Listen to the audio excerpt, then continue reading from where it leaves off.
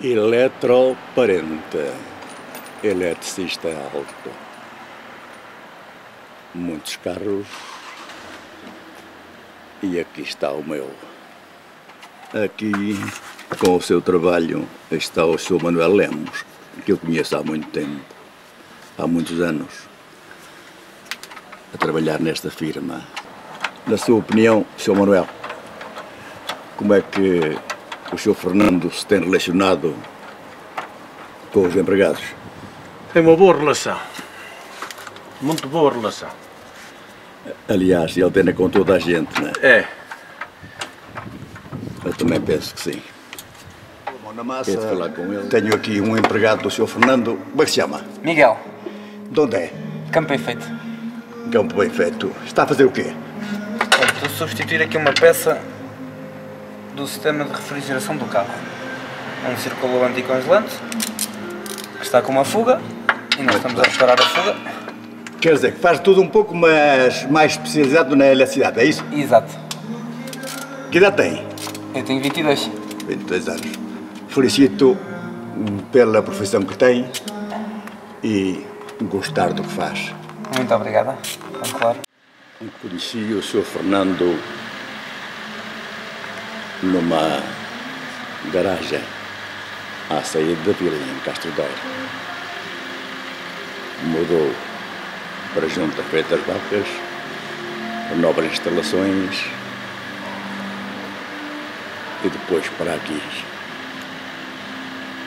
Força de trabalho, amor à profissão. Eletricista alto, foi sempre num crescendo e eu me apraz ver a gente, a terra, a evoluir. Este carro tinha de ser registado, ir para o mundo.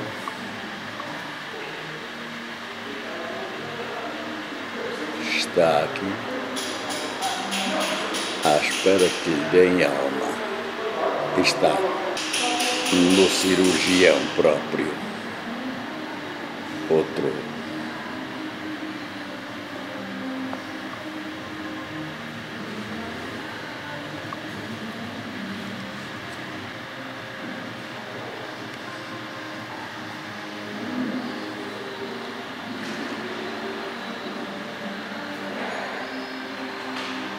Esta oficina é uma espécie de sala de cirurgia.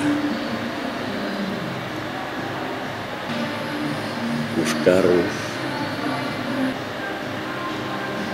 não saem daqui doentes.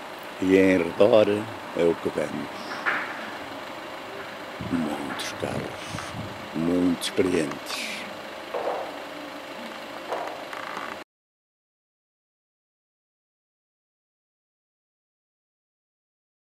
Tenho à minha frente o amigo.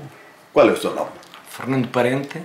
Fernando Parente. É natural de Lamelas. E eu conheci-o de chaves de fenda na mão. Hoje está rodeado aqui de tecnologia, da nova tecnologia, e ainda que tenha o fato de trabalho, eu lembro muito bem quando me dirigia à sua oficina, que era um pequeno espaço ali à saída da vila, uma pequena garagem, para me arranjar uma avaria no Talbot.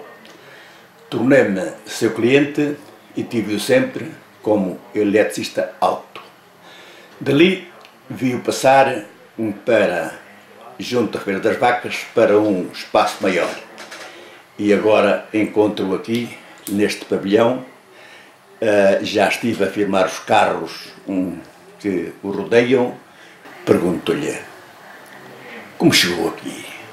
Onde aprendeu a sua arte? O meu pai foi para Angola, penso que em 62, e um ano após, mais ou menos, não posso precisar a data, mas penso que um ano depois, eu, neste caso a minha mãe, o meu irmão mais velho, o outro a seguir a mim, e depois, uma vez que éramos 3 filhos, e eu, rumamos todos ao encontro do meu pai, em Angola.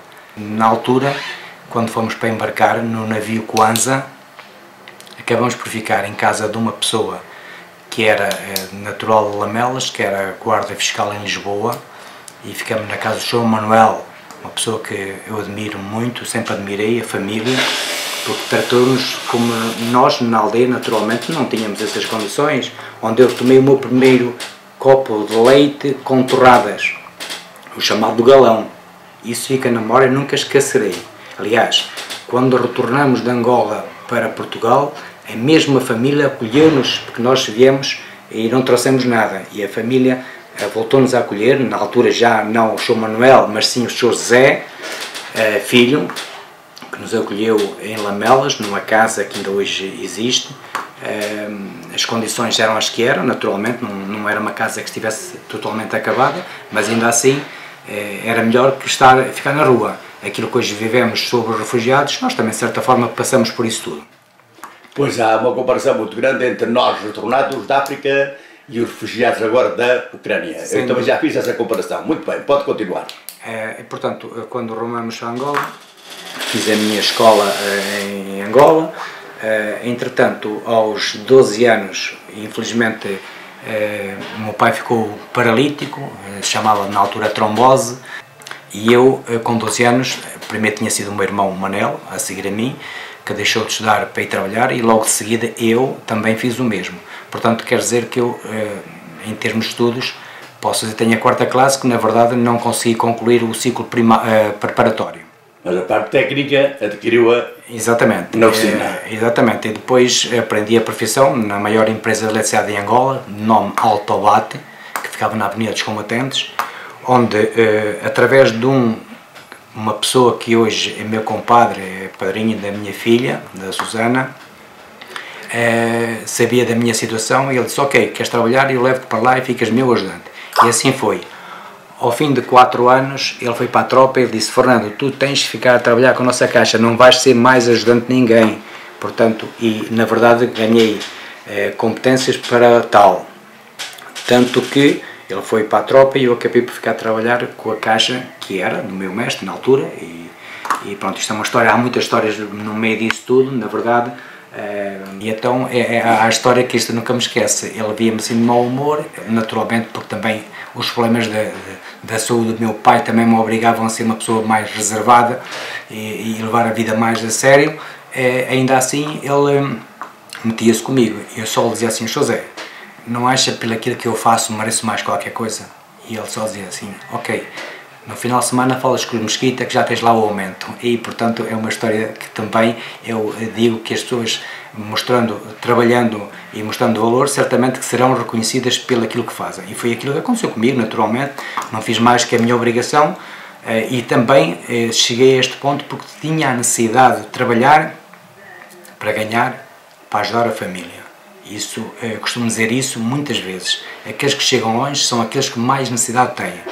Porque quando se tem as coisas não se dá a dar valor à vida.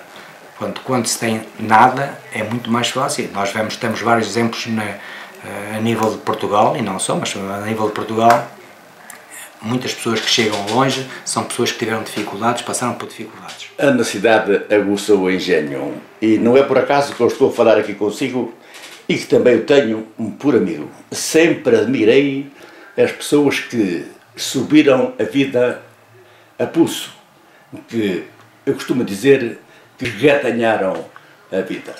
E como eu o conheci lá embaixo, naquele pequeno espaço, na garagem, já a trabalhar no ramo de eletricidade, Auto.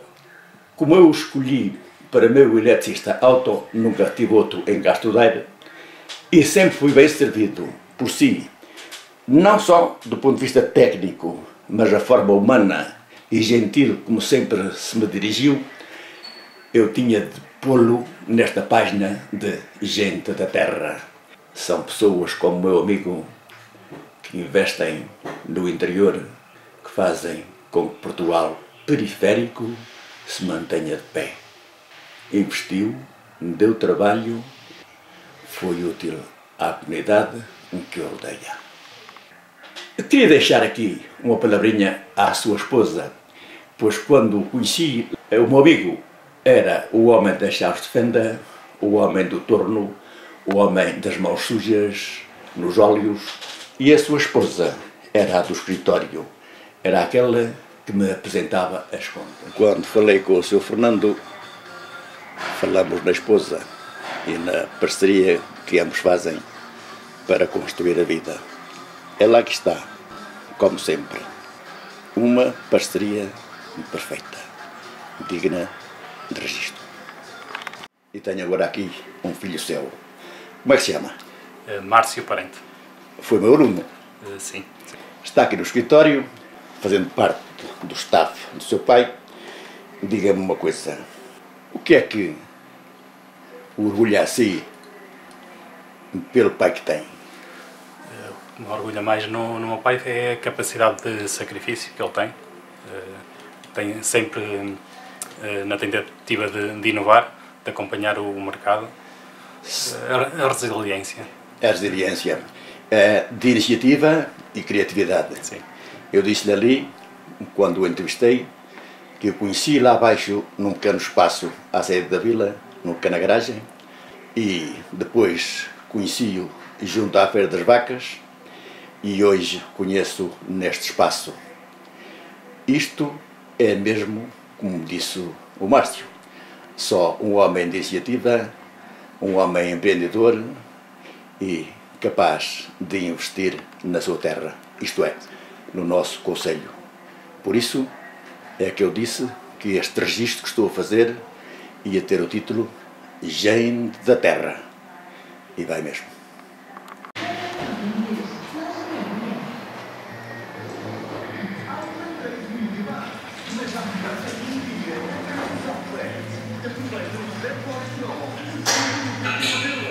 Ó Sr. Fernando, entrevistei-o lá em cima no escritório, estamos agora aqui na oficina e eu digo, agora é que estamos mesmo no seu meio. Eu vejo aqui, ainda estou a filmar um alicate e uma chave de fendas, mas vejo equipamento altamente sofisticado. Ora, explique-me lá isto, ó Sr. Fernando. Sim, aqui há uns anos para cá, com a evolução da nova tecnologia, tivemos necessidade de nos adaptar e, portanto, foi necessário adquirir todo este equipamento, que está a ser renovado constantemente, para além das respectivas atualizações anuais, coisa que há uns anos atrás bastava um alicate e uma chafenda para resolver um problema. Hoje tudo se alterou e constantemente em evolução. Além da formação anual, que é necessária, também a aquisição de novos equipamentos de acordo com as necessidades. Quero dizer-lhe o seguinte, certamente vai alegrar. Perguntei ao seu filho qual era, ou o que é que o orgulhava de ter o pai que tem. E ele sublinhou exatamente o que acaba de dizer. A inovação. Sempre a inovação. Quero agradecer-lhe por ter aceitado esta entrevista, pois, como empresário da nossa terra, era imperdoável que eu, que procuro escrever algumas linhas da história das nossas terras e das nossas gentes, o deixasse omitido nos meus registros. Sr. Fernando, muito obrigado. Muito obrigado.